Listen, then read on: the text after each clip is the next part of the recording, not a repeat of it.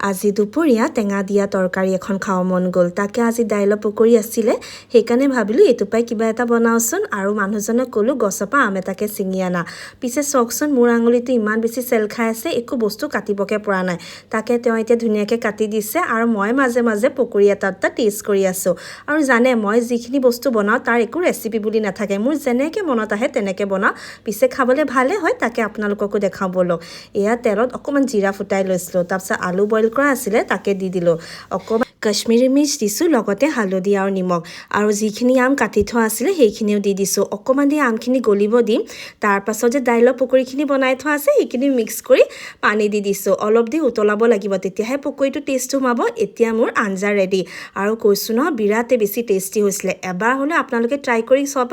আৰু মোক কিন্তু জনাব দেই আৰু গৰম দিনত খাবলৈ বহুত বেছি ভাল লাগে এতিয়া ৰেষ্ট লৈ মেলি ওলাই গ'লোঁ বজাৰ কৰিবৰ কাৰণে আৰু বজাৰৰ পৰা লৈ আনিছোঁ চাহৰ লগত খাবৰ কাৰণে ঘুগুনি পকৰি আৰু কিবা কিবি আনিছোঁ আৰু তাকে এতিয়া প্ৰথমতে দি লৈছোঁ আব্বাই খাই ল'লে এতিয়া বোলো মই অকণমান টেষ্ট কৰি চাওঁ মোৰ পিছে পিছবেলা সময়ত ইমান বেছি পকৰি এনেকুৱা বস্তু খাই ভাল নালাগে আৰু যিহেতু গৰমো আহিছে ন অকণমান খালোঁ আৰু খাই মেলি এতিয়া ডিনাৰ বনাব লাগিলোঁ এতিয়া বনাই আছোঁ চিকেন তেন্তে যদি আপোনালোকে ভিডিঅ'বোৰ চাই ভাল পাইছে তেন্তে প্লিজ লাইক শ্বেয়াৰ ছাবস্ক্ৰাইব এটা কৰিব দেই আজিলৈ আহিছোঁ কাইলৈ অইন এটা ভিডিঅ' লগ পাম বা